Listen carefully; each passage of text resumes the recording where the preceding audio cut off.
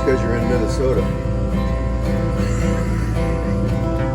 I love the morning sun. Don't know what might happen before the day is done, but it hasn't happened yet, that's why I love the morning sun. Morning sun gives the world a golden yellow hue. The air so clean, the grass so green, the world is all brand new. In the quiet of the morning, each day begins anew. Anything is possible, and you know this to be true. I love the morning sun. Don't know what might happen before the day is done, but it hasn't happened yet, that's why I love the morning sun. Every day has moments when things just won't go right. Failures, disappointments are all part of the human plight. But yesterday is over now, today's not yet begun. Anything is possible in the light of the morning sun. I love the morning sun. Don't know what might happen before the day is done, but it hasn't happened yet, that's why I love the morning sun. Everybody gets a new fresh start in the light of the morning sun.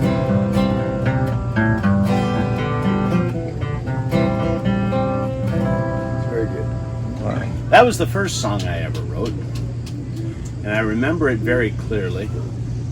I was sitting cross-legged on the living room floor, back in the days when I could sit cross-legged on the living room floor with some expectation of being able to get back up.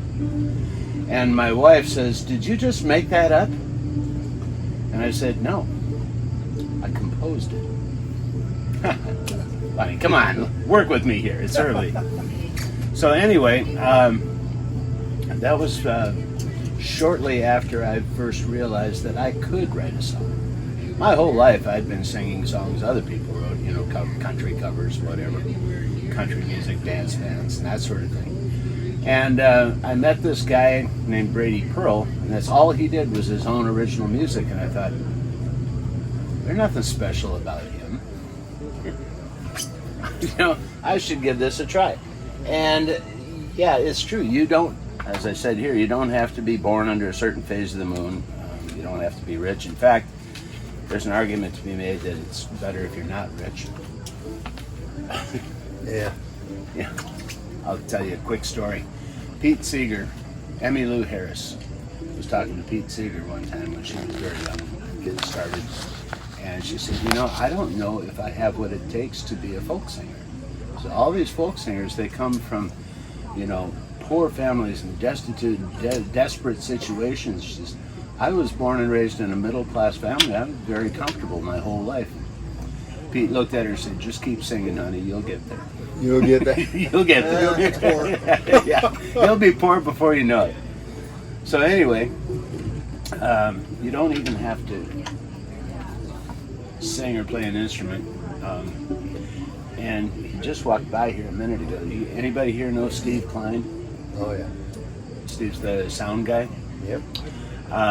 Doesn't sing, doesn't play an instrument, but he and I attended a songwriting workshop about a month ago down in Strawberry Point, Iowa.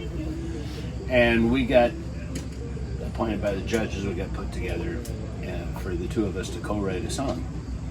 And I was really amazed. The guy's a wonderful poet.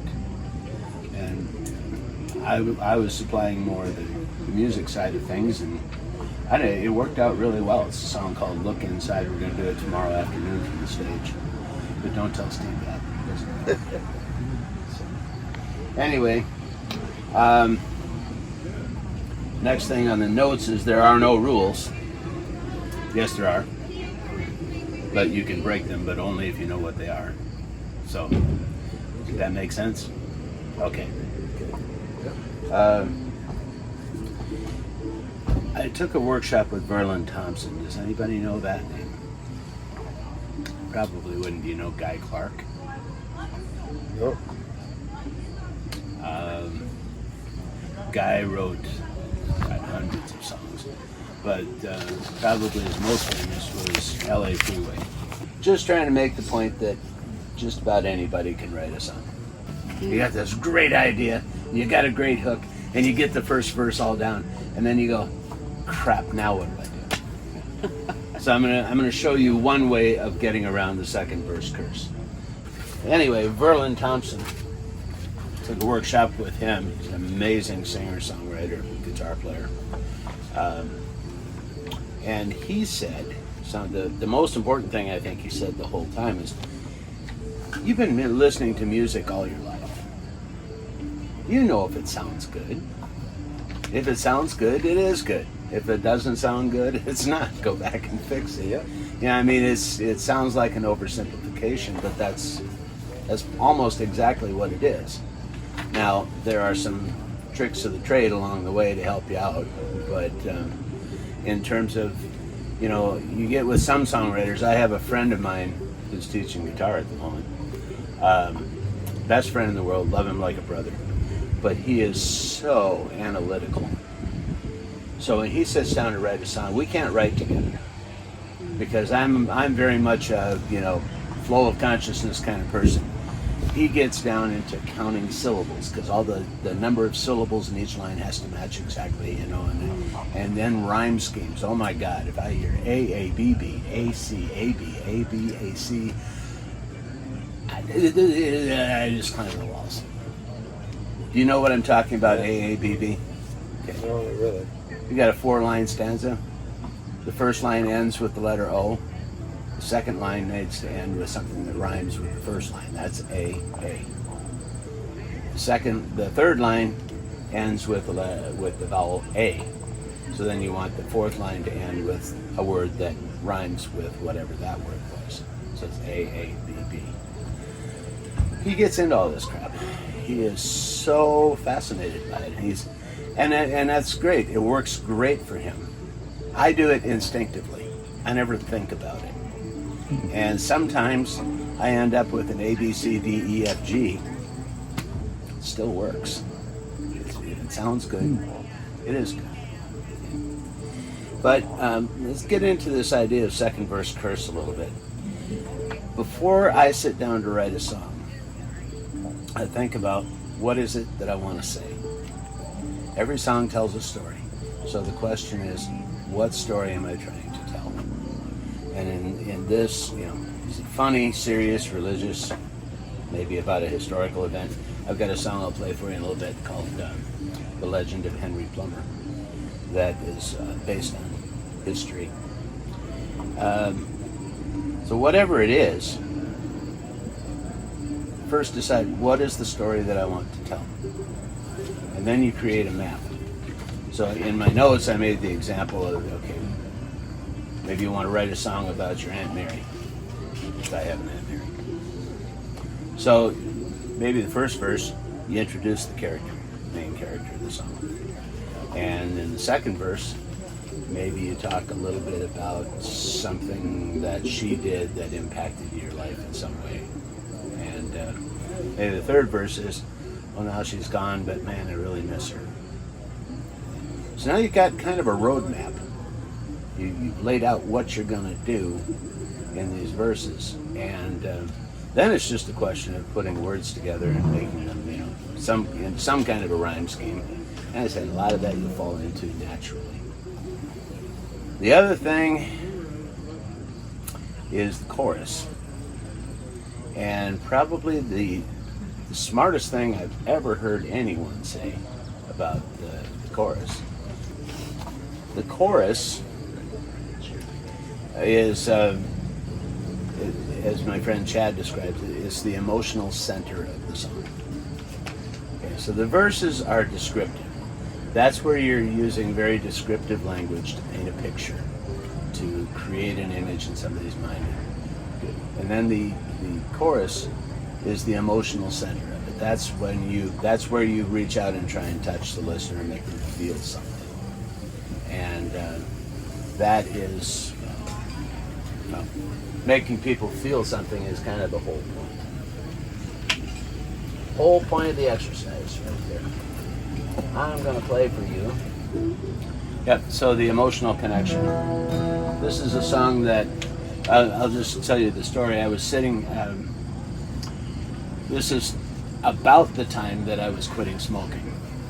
5 years after the fact, but I was remembering that time because when I used to do a lot of journaling when I was doing that, and so I would sit.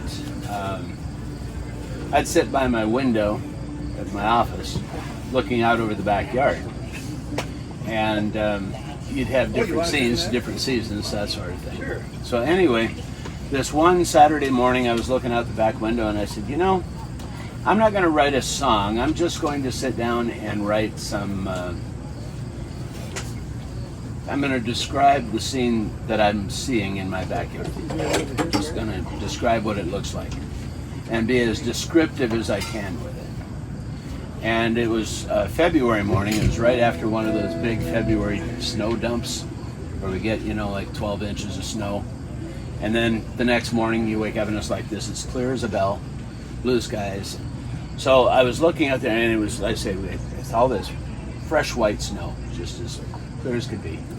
And there was a squirrel in a tree branch somewhere, and the sky was blue, and it provided such a blue contrast to the white snow.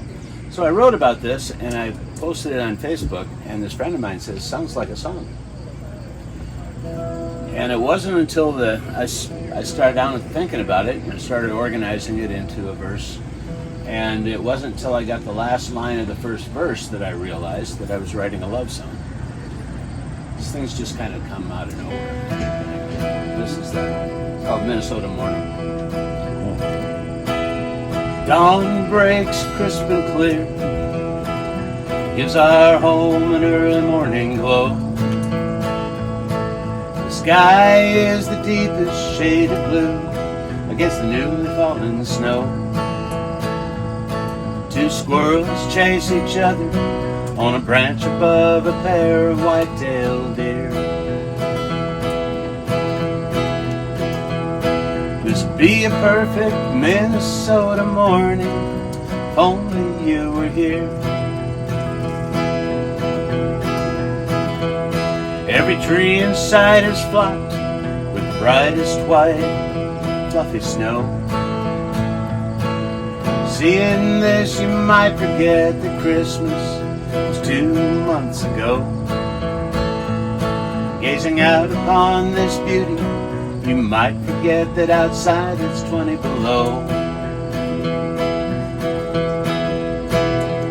I don't mind a cold Minnesota morning as long as you are home. So I've set up a lot of visual imagery in your brain right now. Now we're going to go to the chorus. I'm going to use a 7th chord to make the transition. Hope you're having a good time up in Calgary. I've always heard Alberta is a beautiful place to be, and I know it's just a few more days and you'll come home to me. I love you and I'm missing you on this cold and lonely Minnesota morning. A little emotion there maybe?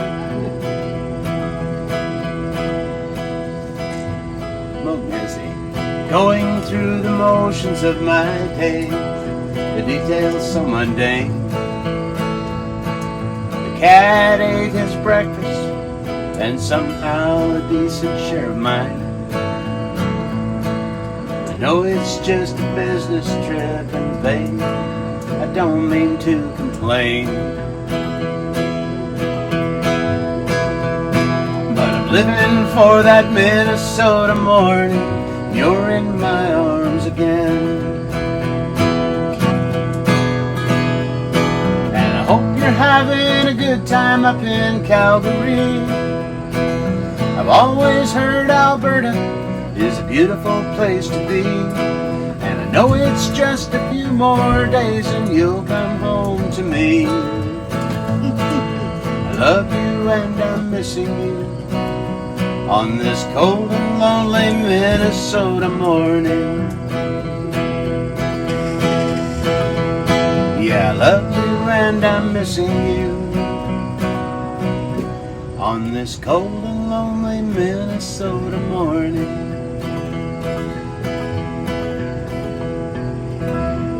Very good. Yeah. Very good. Well, You see what I was... What does that have to do with quitting smoking? Well, you know, it's amazing. I'm going to talk about this for a minute. You'll start out in one place and end up someplace else entirely. John Denver he's famous for this. He's his son. So John Denver, he's referred to this many, many times, but he said, you know, writing songs is magic. I don't know where these things come from. You sit down, and like I said, when I wrote this song, I had no intention of writing a love song. I was just describing, it was a writing exercise. I wanted to see if I could describe the scene in my backyard using very descriptive language that would paint a picture in somebody's mind. That's all I was doing. It was not supposed to be a song at all. And then, you know, I say that fourth line just kind of fell out of my mouth. It's like, this would be a perfect Minnesota morning if only you were here. Oh, I guess I'm writing a love song. I wonder who I'm writing this for. Probably should be about my wife. Yeah, okay.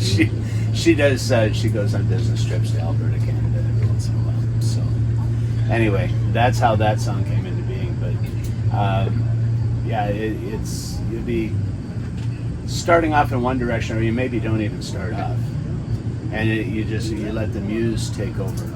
Verlin, who I will refer to again and again because he's my favorite songwriter, he used to say, and John Denver's echoed the same thing, I don't write songs. The muse writes the song. I'm just holding the paper and the pencil. It's the universe speaking through you. It's one way of looking at it. And the big key, according to Verlin, and I can attest, is that inspiration comes when you're open to it. If you are stressed out about business and work and family and this, that, and the other thing, and you just feel like you don't have hardly a minute to yourself anywhere, you're not going to write very many songs. And the ones that you do write probably aren't going to be that good. But for me at least, if I'm going to write, it works best for me to get away from all the stresses, get away from I write more on vacation than I ever do at home. Traveling opens up your mind and opens up your heart to different experiences and different views. And it gives you the time away from the ordinary and mundane to really, you know, be open to this kind of thing coming into you. So, quickie example of that. My wife and I were traveling through southern Arizona, and a couple of songs came out of this little town called Gila Bend. And the first one has a basis in history. Supposedly, this guy named Henry Plummer. He was not from Gila Bend, but I read about him in a magazine in the Gila Bend Historical Society. Once again, this is an example of, you know, I started out in Arizona, I ended up in Montana. But I'll just do a quick verse of this. He could see through the bars, was selling his own jail, the gallows he had built for other men. But today fate was clear, he would be the one to die out there beneath that big Montana sky. In 1862, Virginia City was a boom town. There was gold in the hills of Alder's Gulch. Men came from far and wide to stake their claim and seek their prize under Sheriff Henry Plummer's watchful eye. A ruthless band of outlaws was roaming Alder's Gulch, robbing miners of their hard-earned gold. Treasure they would kill, and sometimes just for the thrill. They were evil, they were brash, and they were bold. Henry Plummer was a lawman, respected, firm, and fair. If reason failed, his aim was fast and true. He kept the peace in town, but when that gang came around, Henry Plummer was nowhere to be found. Sheriff Henry Plummer's not the man they thought he was. He lived his life on both sides of the law. He ran the gang that stole the gold and killed 100 men. He was the problem he was hired to solve. And there's the third verse. We'll be doing that in the show so you can see the whole thing with the whole band. But the idea is that's an example of a song that has a verse and a chorus, but the verses are all different and the chorus is different. Every time you come to the chorus, it's different words. So you can mess with this stuff. But it's, like I said, rules are made to be broken. But what we found out in doing that is that repetition is an important part of the song. And with a verse and a chorus and a different verse and a different chorus and a different verse and a different chorus, what we found out, or what I found out, is that it was exhausting for the listener to try and keep up.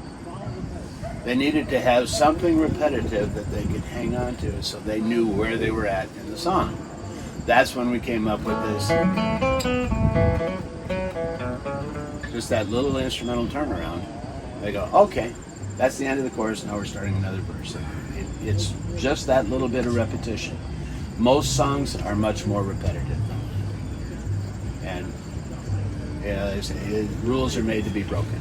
There's all kinds of different ways to do that. So the other song that came out of Gila Bend, because I really wanted to write a song about Gila Bend. I just liked the name of that town.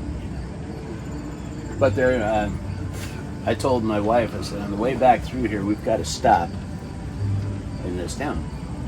Because I just know there's a song there. There wasn't. There's just nothing about Gila Bend that was all that inspiring. So I had to make one up. So much that way. And if that's the story that you want to tell, that's the point that you want to make, then absolutely. Then, set up your goal, your point that you want to make, then develop the story to lead you to that. The other way of doing about it is, as I say, sometimes it's fun to just write a silly song for no particular reason at all. And that came about with this one. I sat down and I was messing with the chord progression.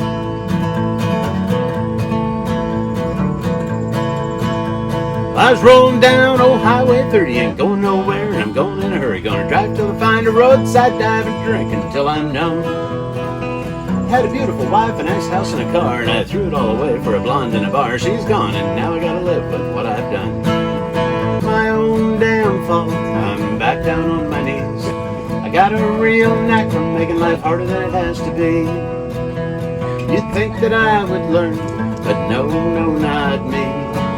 All my friends will tell you I'm my own worst enemy.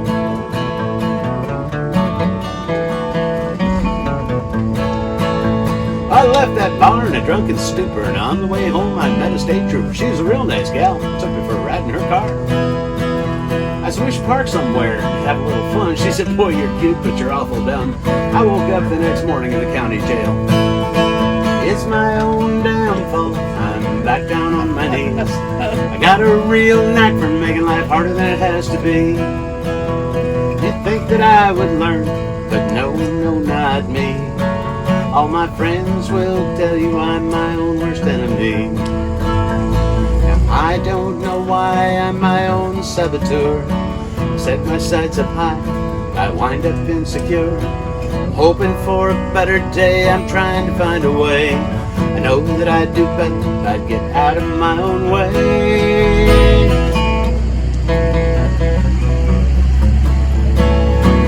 It's my own damn fault, I'm back down on my knees. I got a real knack for making life harder than it has to be. You'd think that I would learn, but no, not me. All my friends will tell you I'm my own worst enemy.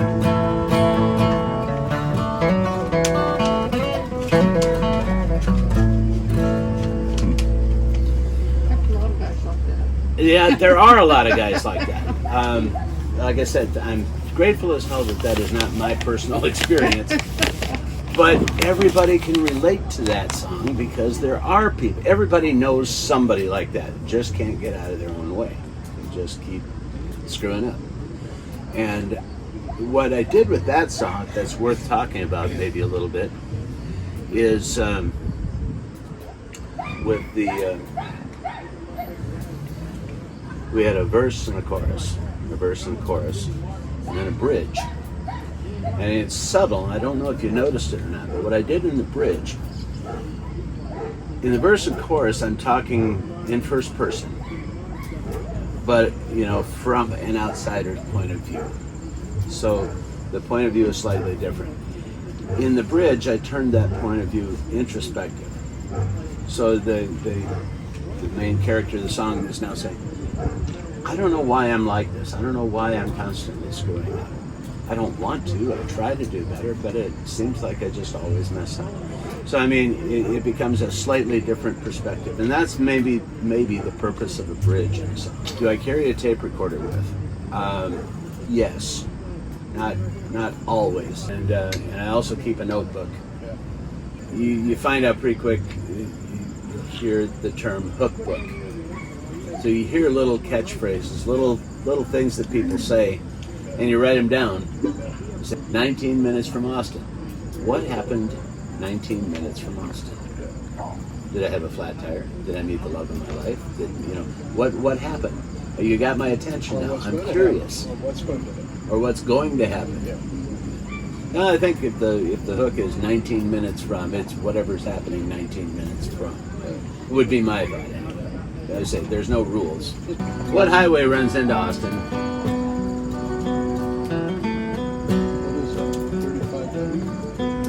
Yeah, something like that. Rolling down 35, heading back home. Something like that.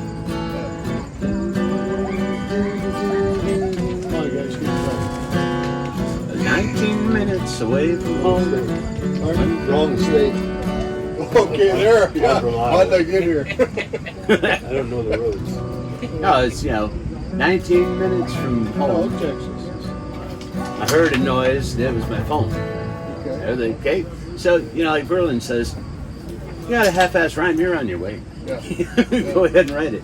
And it becomes a story about she's calling to tell you that your son's not coming home from war or something. I mean. That's a real meaty kind of song. Sure. There's one. Your daughter just called and told you she was getting married. Oh, there you go.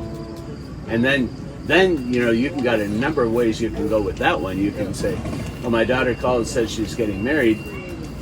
You could say, "Gosh, I'm so happy I'm going to be a grandpa," or it might end up being, not to that piece of crap biker guy you've been dating, right? With all the, So I mean, well, that's what you do with it, and you bring up a really good point. When you've got something like that, you start asking questions. And I was driving down the road and did this as an exercise once. I never wrote a song out of it, but I could have. Just driving down 61 going into St. Paul, and there's a billboard out there that said Crossroads Church. Okay. So I thought to myself, all right, what happened at Crossroads Church? Well, last Sunday we were there, and they had a pie social afterwards, and two people met and fell in love. Okay, now you've got the basis for a story. No matter where it goes from there, you got the fundamental basics of it.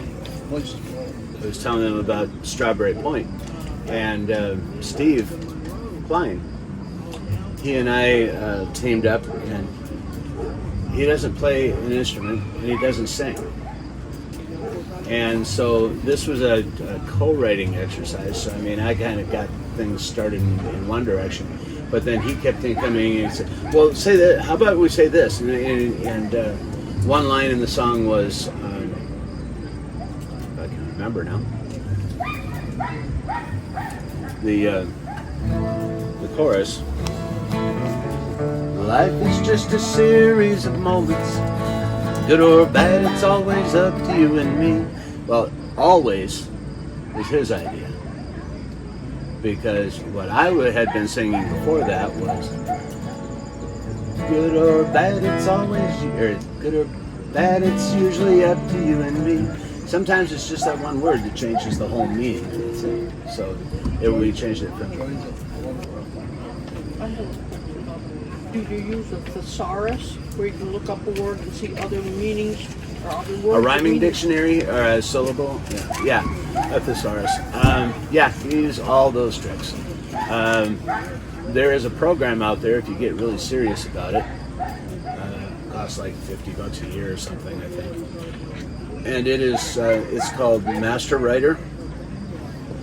And it's a website you go to and you write your songs on that website. But what's cool about it is you've got a line. You say, you know, the sky is blue and I need something that rhymes with blue. You put blue in there and it will give you every possible rhyme. First it'll give you exact rhymes. And then it'll give you what we call family rhymes. And then it gives you close rhymes, and then phrases. It'll give you phrase families. So it's really a pretty helpful tool that way. It'll also give you synonyms. So, you know, okay, well, what's another word for this? Well, it'll be this, this, or this, or this. So, you know, you've got that kind of a tool. That 2 lines in that chorus. Life is just a series of moments. Good or bad, it's always up to you and me. If you feel like something's missing and you're still not satisfied, might be time to take a look inside. So you can kind of tell that this is a song that's not overtly religious, but it kind of has religious overtones.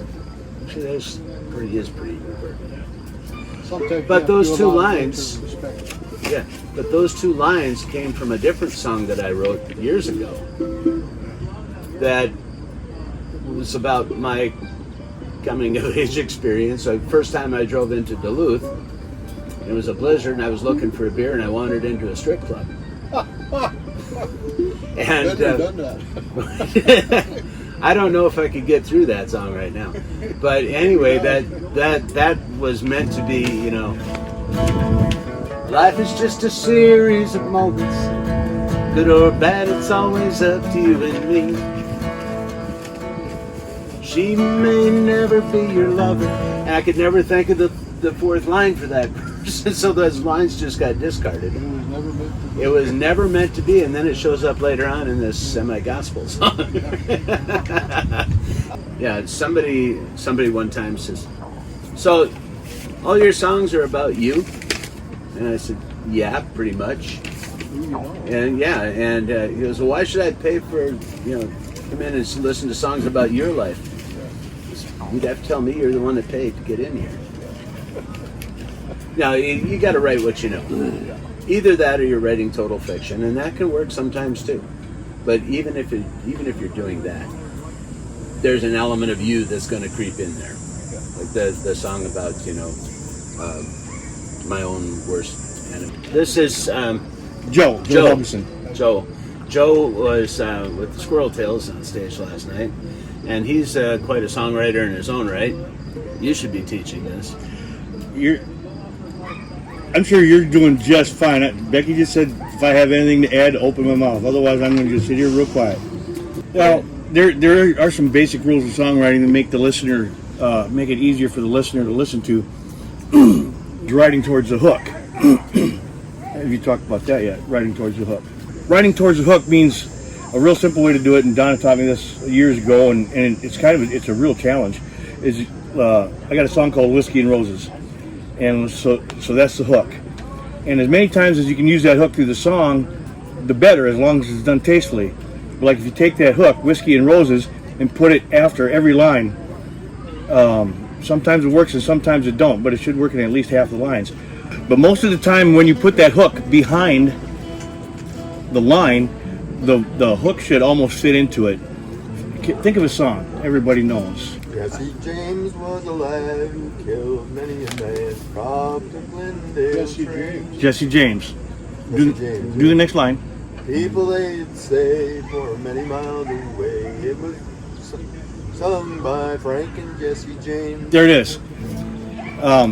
If you can write a song and that hook sort of fits in some way behind that line, it makes that song better. So if you take that hook and put it behind the lines, it should almost fit. I'm going to skip back to what I was going to say at the beginning of this, and just kind of make the point here that before you even try to write a song or become a songwriter, if you want to call yourself that, you really need to ask yourself, why do I want to write songs? What do I want to accomplish with this?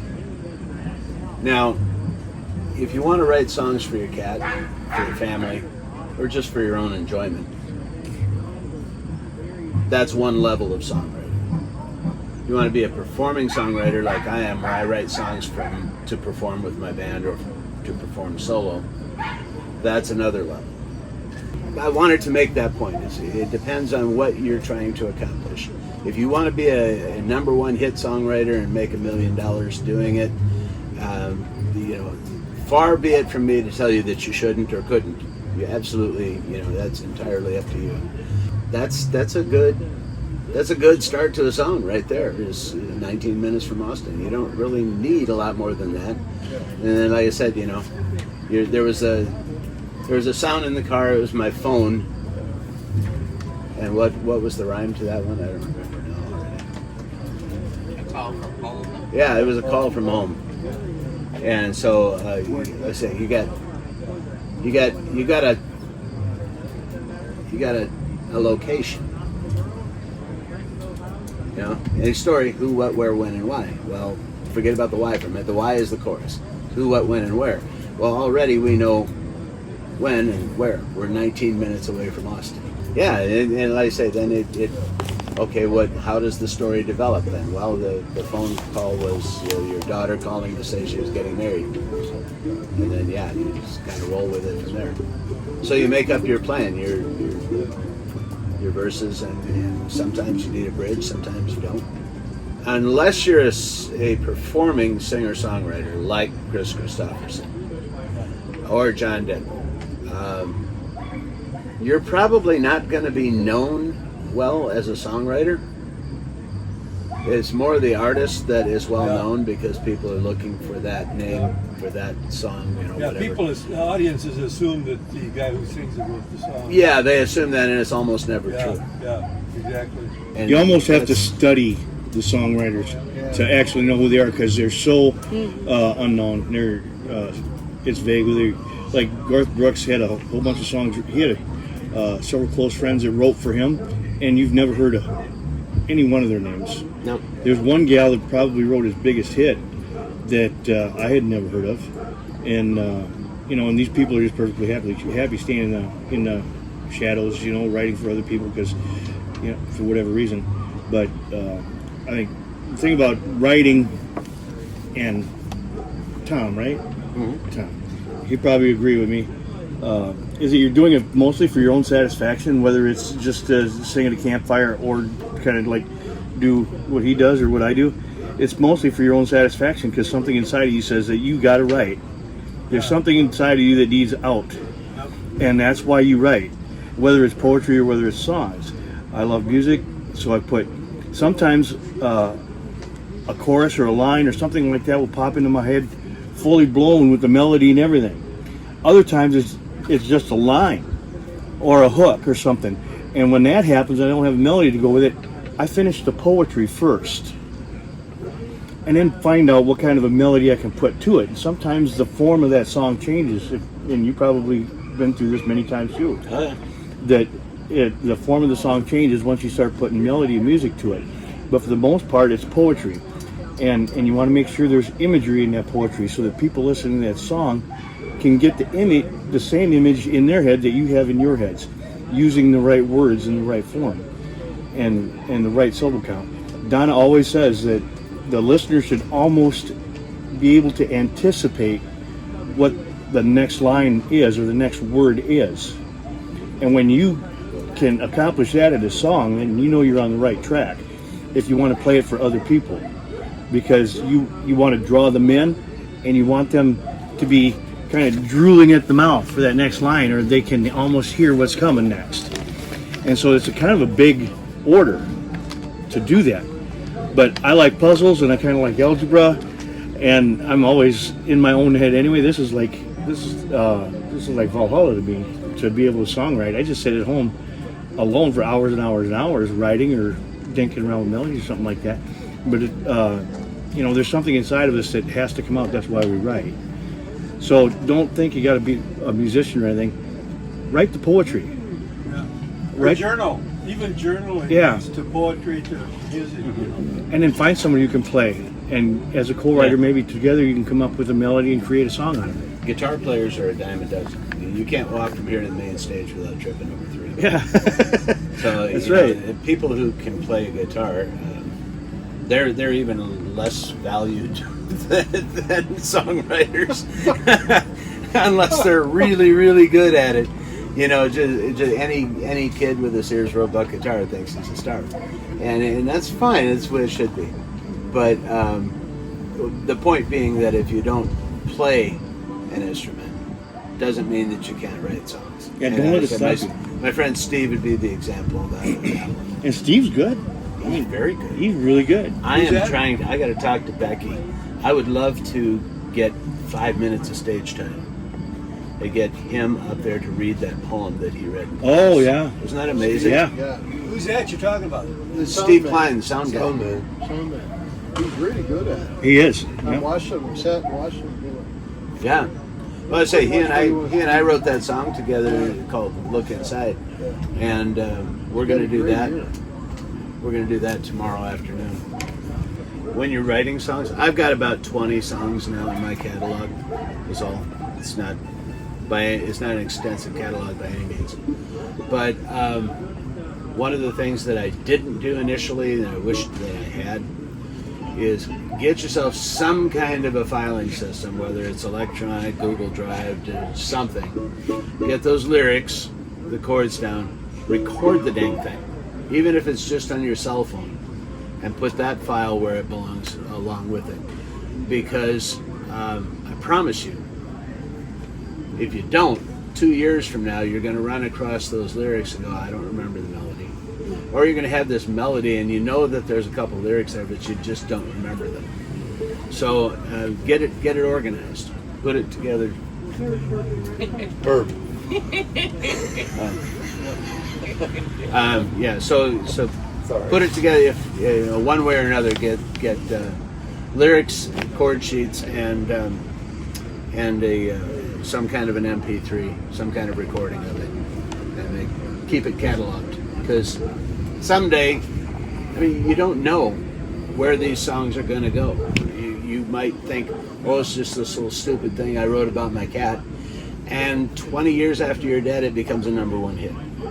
I wrote a song one time with another guy. I did most of it, but I didn't like the song actually. And then when we get out, he'd do it in front of an audience, and they started requesting it. You know, and I thought, I don't want to say I wrote that because I don't write that kind of trash, but everybody liked it. And so after he died, I said I wrote it. Yeah. So, and and that's I a- co-wrote it. So how do you handle plagiarism?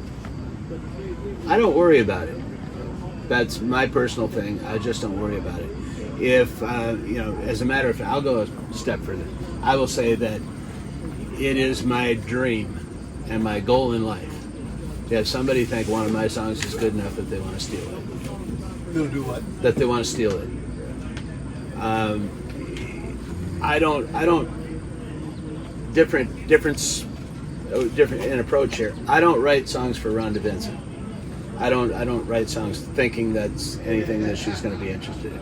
I write songs for me to perform in front of an audience. That's my major goal. And I live for the day when somebody thinks one of mine is good enough that they want to learn it and perform it too. I like your mind song. That's good. Thank you. If it came down to something that I was really serious about, I haven't done it yet, but I'm about on the cusp of joining either BMI or ASCAP, which does not protect you copyright-wise, but it does establish a record of, okay, I recorded this on this date, you know, so if that ever came to that, about that way. But there is something on the order of 600,000, I think. 600,000 new songs uploaded to Spotify every day. So trying to do this for commercial success, to me, in my life, doesn't make sense.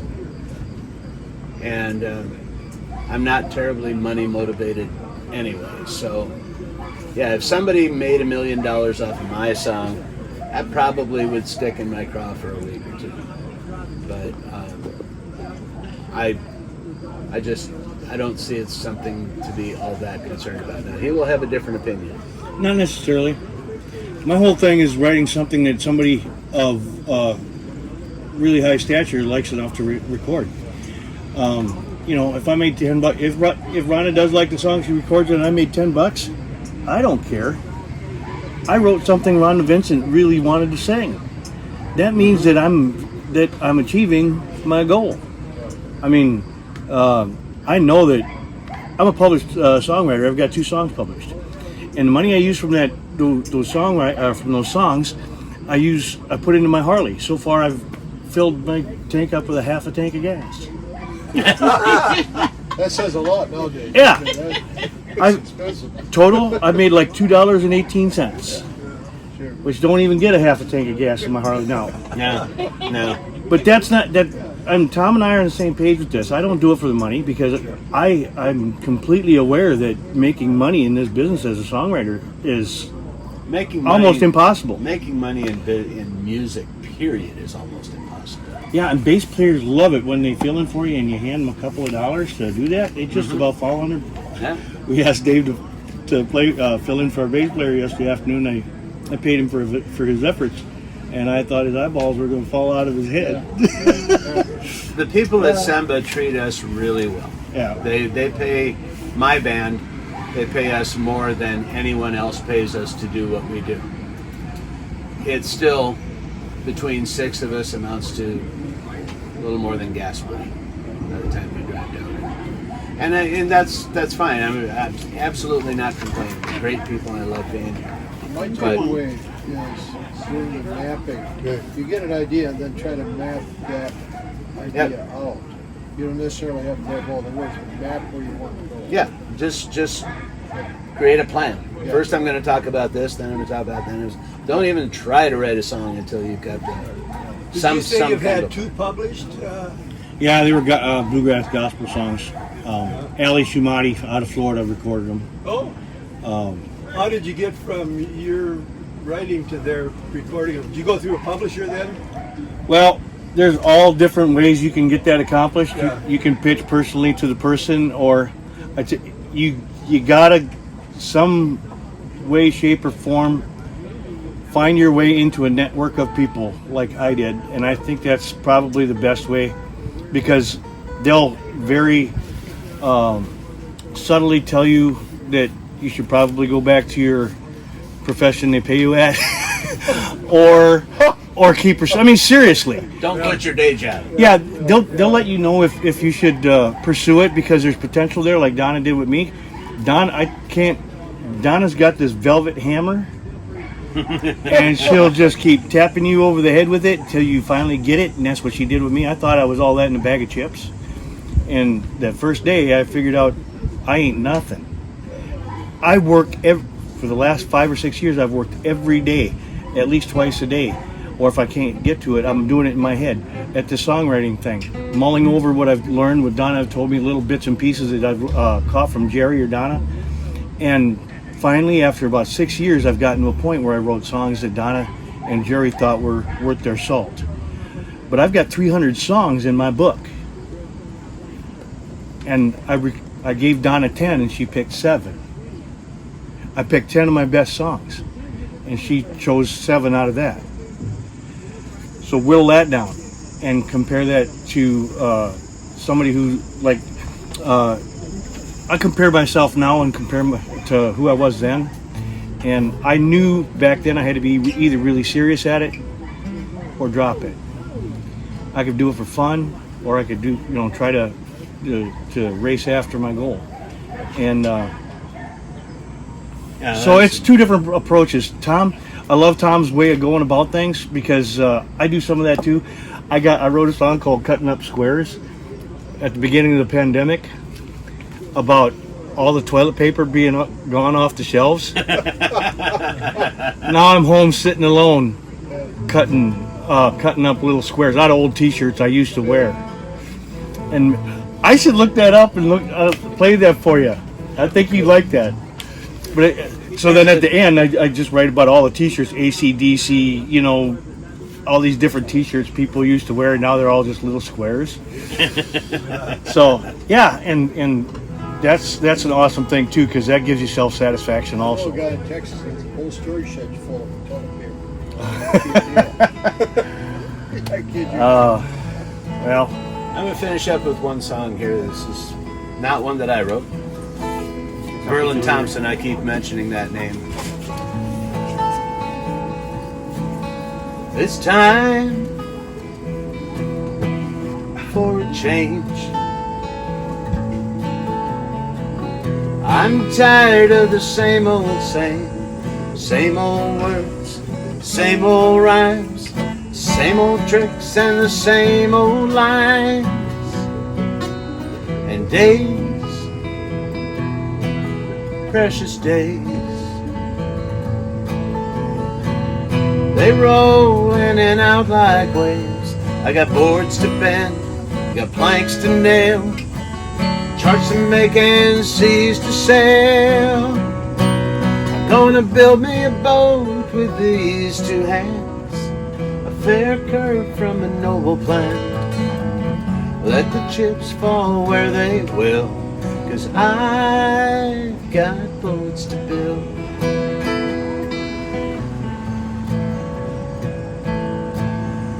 Sails,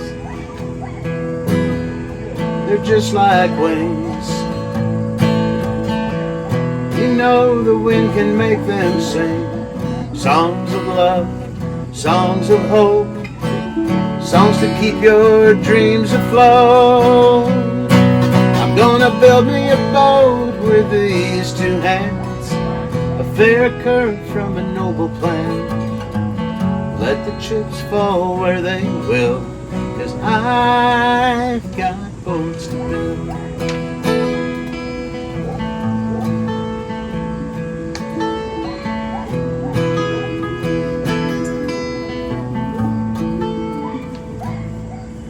The shores,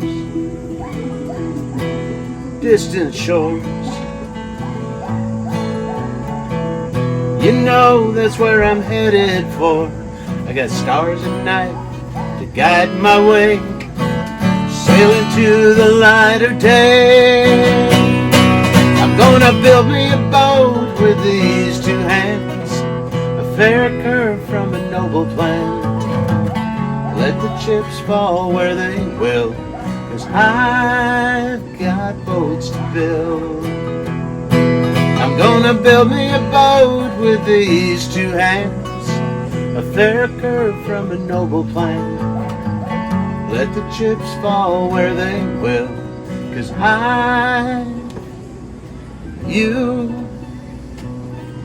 we've all got boats to build.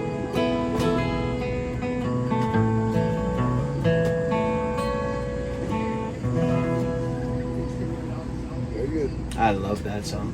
Yeah, I like that Noah's Ark song. Noah's Ark. Yeah, it's building a boat Oh. because it's gonna really rain. Anyway, that's my workshop. I hope you enjoyed it. What's your band's name? Double Down Daredevils. We're on this afternoon at 2:30, I think, and then again this evening at 7. So why Double Down Daredevils? Nathan and I met at Minnesota Bluegrass Festival up in Avon, Minnesota, a big campground up there. And the campground has all these little areas that are different neighborhoods. And one of them is called Double Down. And that's where we were camped. And I tried to get a bunch of folks that were camped in that little section to go up and do the open mic. And Nathan and I did. Everybody else was like, oh God, no, we're not going to be on stage. No, we're just around the campfire. And so because we were risk takers and went on stage with this open mic thing, we were the Daredevils, so we became the Double Down Daredevils. And we just stuck with that name. A little secret about band names: doesn't matter what you call them. Yeah, that's true. It's true. It just doesn't matter, because what happens is, I always use the example of the high 48s. Nobody knows what a high 48 is unless you've been to one of their shows, and once you've been there, you don't care that it's a double-decker train car. It's high 48s is this band Yeah. in your mind at that point. So, you know, I'm always interested in the story.